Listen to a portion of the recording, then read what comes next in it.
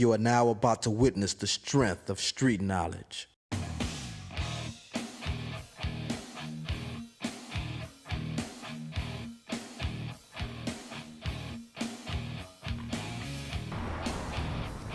What's going on, people? It's your boy CharlieintheboX, the patriotic miscreant. What I'm gonna have in my box today is gonna be the stopping the flow of information and news that we share in America today. Let's get this video started. So what propaganda has been played on American people today? Well, let's look at Trump and Russia collusion. They really don't have nothing to make that stick, even till this day. But there's a lot of Americans that have been persuaded by CNN and MSNBC that this man is guilty of it. They're just waiting for his impeachment. Well, luckily for us, all darkness comes to light. The stop of flow of information hasn't been done yet. Well, we ended up coming up with the Nunes memo. The Nunes memo pointed out to the American people where this narrative started at. If you would have looked at the American media on the left, CNN and MSNBC, they said the Nunes memo is to distract you from the collusion that actually happened. We begin tonight with the drama over the Nunes memo. Keep it honest, it is in many ways a phony drama. Phony because the release of the memo is, by all accounts, a foregone conclusion. It is and always has been. Now, we should point out that the document in question is not some bipartisan finding of fact from the House Intelligence Committee. It appears it will essentially be something of a press release, possibly just emailed out, perhaps under the letterhead of the Republican House Intelligence Committee membership, chaired, of course, by Congressman Devin Nunes, based on underlying intelligence he himself has not even read.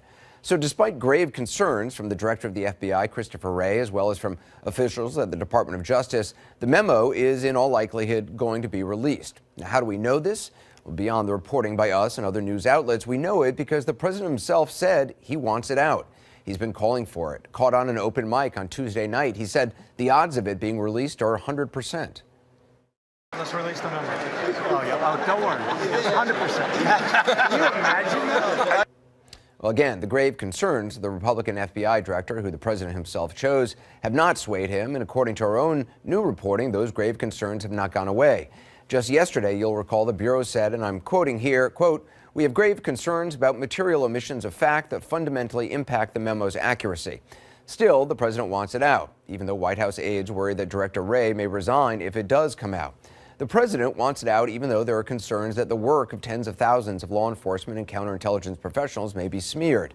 In fact, we learned just today that the president has been telling friends that he wants the memo made public, not as a way of rebuilding the FBI as he promised, or in the name of transparency, as House Speaker Ryan and other Republicans have claimed, but as a way of impugning the Russia investigation and the people running it. They're trying to deflect, but that's the opposite of what it says.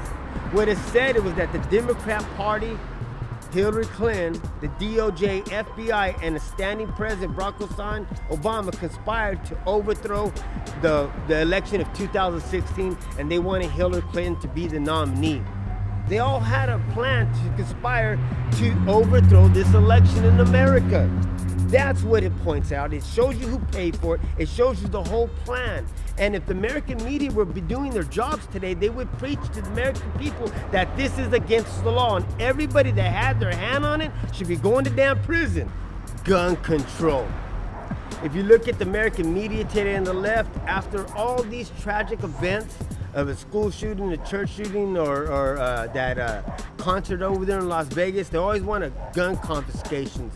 And the CNN went as low as using high school children at this high school as useful idiots and pawns of gun confiscations. Survivors of the Marjorie Stoneman Douglas High School massacre are mobilizing with a message for their elected officials. Enough is enough. The students there are demanding that lawmakers take action on gun control so students can be safe at school. Two of those students who you will recognize join us now. We have Emma Gonzalez and David Hogg. See, what the narrative should be by the mainstream media isn't just the gun itself, but go a little bit deeper into the story. Most of these people do these mass shootings or on some kind of psychotropic drugs because they got mental illnesses. But that's never the topic of all these freaking shootings. It's not the gun that does it, it's the person that kills all these people, and they freaking know it. Now moving on to a different part of the gun violence conversation, there are often similarities between mass shootings in America. And now some are concerned that pharmaceuticals may be a common denominator behind some of these violent acts. Joining me now for more on that angle is Dr. Peter Breggin, psychiatrist and author of numerous books, including Medical Madness, the role of psychiatric drugs in cases of violence, suicide, and crime. Dr. Breggin, welcome back to the program. See, gun confiscations, if you allow that to happen, other liberties be taken away after it. That's why the founders thought it was next to importance to make it the Second Amendment. Benjamin Franklin once said, democracies are two wolves and a lamb voting on what to have for lunch. Liberty is a well-armed lamb contesting the vote. How do you supposed to protect yourself? Somebody that wishes to come do you harm like a wolf, like let's say a bad person, or even a tyrannical government. Two wolves talking about what to eat. The citizen, Mr. and Mrs. America. Well, if they want to disarm Mr. and Mrs. America, we're taking for granted as people to think that you're going to have your First Amendment. The freedom of speech, the freedom of press, they're going to stop the flow of information because they don't want this narrative coming out. That if you want the freedom of religion, the exercise thereof, and a redress of grievances, and all the rest of the stuff that we take for granted as American, the right to privacy, a search warrant, and all those things, we're not going to have them at the end of it if we allow them to disarm Mr. and Mrs. America. Well, let's look at Mexico. It's a democracy. And who has all the guns? Has violence stopped? No. The drug cartels are running amok. The average person can't defend themselves, and the government does nothing about it. So do we have to stop the flow of information and news in America today? I would say yes. Let me just point a few things out.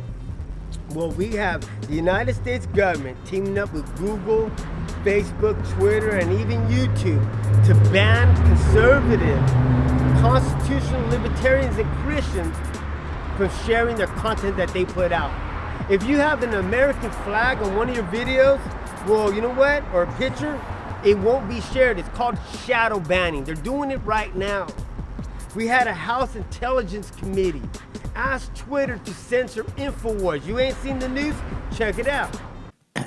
As of just a short time ago, and I'm talking about when this meeting started, on Twitter, if you clicked on the hashtag NYC terrorist attack, which is, quote, trending, marked with a red button saying, quote, live, the top tweet links to an InfoWars story with the headline, Imam, I warned de Blasio about New York City terror. He was too busy bashing Trump.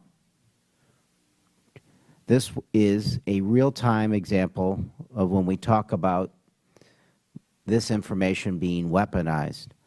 How quickly can you act, and what's your responsibility to set the record straight so that the people who saw this know that it's fake news, and at least at some point in time it can't keep spreading like some sort of virus through the legitimate world?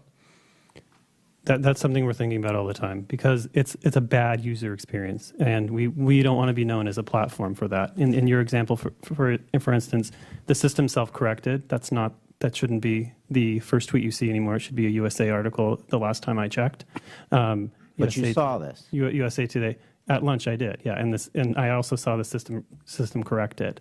Can you give me a really good guess on how long it was top? We can follow up with you and your staff on that, and I don't have the stat in front of me. Today we have 8 news agencies like CNN trying to shut down competitors like InfoWars and DrudgeReport.com.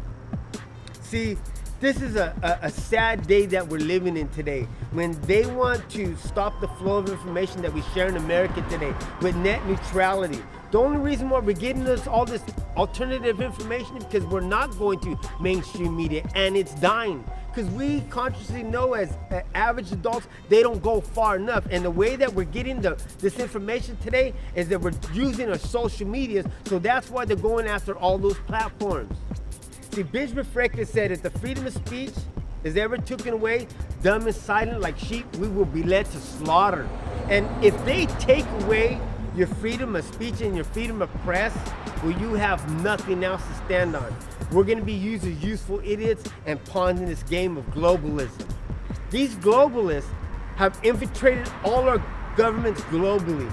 And what they want to do is wash away all nations' sovereignties, independence, and have globalism. Why do you think they want to take away God out of the picture? When you take God out of the picture, well, man will submit to whatever government tells him to do. That's why they took God out of our schools, out of our public squares, and out of our conversation.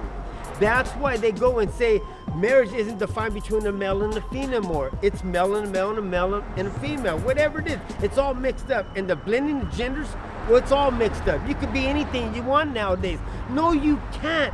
But in the false sense of reality of living in a world of propaganda, you can. So don't buy that shit no more. The only way we're ever going to share this information if we use alternative media, and alternative media is the way to go. That's where I get all my information, and you can tell I'm a well-informed individual. A well-informed individuals can make well-informed decisions. So let's make some well-informed decisions and take back this country. So if you're not going to do everything power to restore your life, liberty, and this country, you're going to do everything power to destroy all three. Charlie the patriotic, miscreant, and I'm out. Hello there. Watch Charlie the Box before he's sent to a re-education camp.